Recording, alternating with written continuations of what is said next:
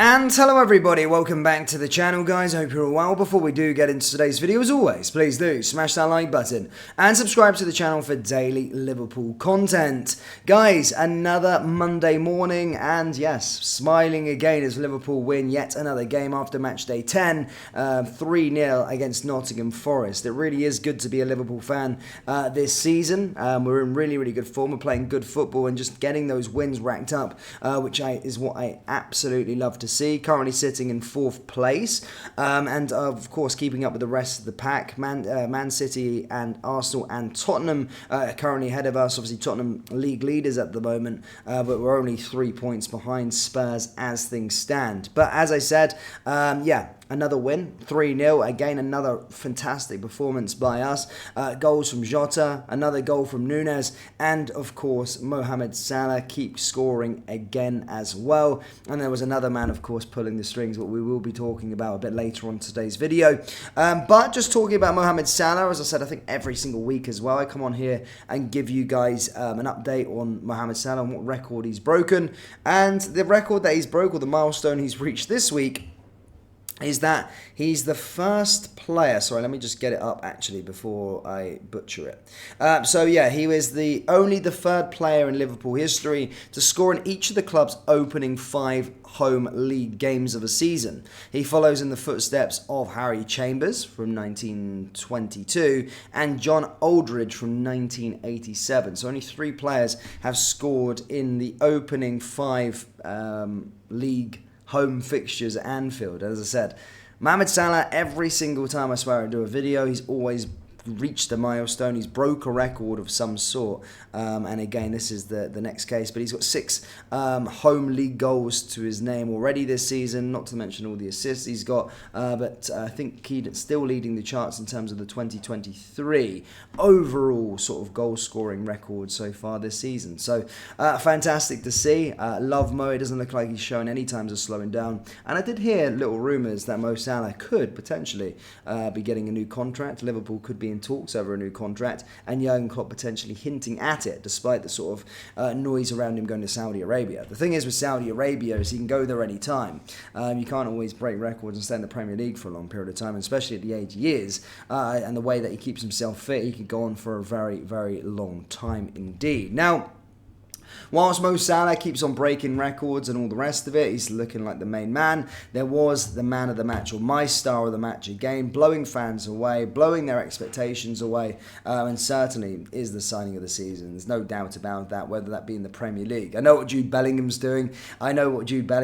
Currently. Yes, we were linked with Jude Bellingham for much of last season. However, he opted to go to Real Madrid, and some would say that, yeah, he's having a greater impact at Real Madrid than what Dominik Szoboszlai is having at Liverpool. However, despite me looking at and being in awe of what he's doing at Real Madrid, I'm still very content with Dominik Szoboszlai. I think the impact that he's had within this midfield and the pound for pound in terms of the actual signing itself is a fantastic piece of business by the club. Yesterday, of course, getting 2 assists. Probably could have got a 3rd one if Harvey Elliott didn't missed that one, but of course gets the man of the match award, gets 2 assists as well, and as I say, fans just can't stop sharing their delight with regards to the player, linking up to them. But let's read some reaction from the fans with regards to Dominik Szoboszlai.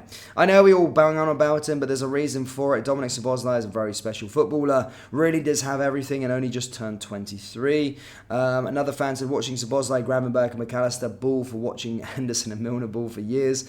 It's incredible how Szoboszlai can just inject momentum and pace into our play. What a player. Szoboszlai is everything we've been screaming out for years now. Absolutely unreal. Szoboszlai can do everything. He can be a controller. He can be a transition player. I bet he can play in the effing 6-2. He's going to be the most complete midfielder on the planet. Szoboszlai is literally always on the ball. I'm genuinely shocked how good he is. I thought he was a final third midfielder, but he's all action. Szoboszlai and Maka, what a double signing there. Everywhere, especially Dom. Szoboszlai has more goals and assists than any of our midfielders did last season. unbeaten. That's an interesting stat. The Reds made the fight delightfully comfortable, ran their socks off with possession and played patiently and clinically on the ball. We'll never get bored of watching Szoboszlai play. 2 assists and a hand in the goal. That was in some player up the Reds. The last one, Dominik Szoboszlai has 4 lungs. Everything he touches turns to gold. Thank God Mason Mount rejected us. Again, a player that's just been absolutely fantastic since coming in. In fact, our whole sort of midfield players that have come in, the signings that we've brought in through the door, again, it just seems like another masterstroke from this football club in regards to getting these signings in. But Dominik Szoboszlai, for me, I can't believe we've actually got him. And the age he is currently just turned 23 the other week there, and another incredible performance. If you guys follow my other channel, you know how I just did a recent video dissecting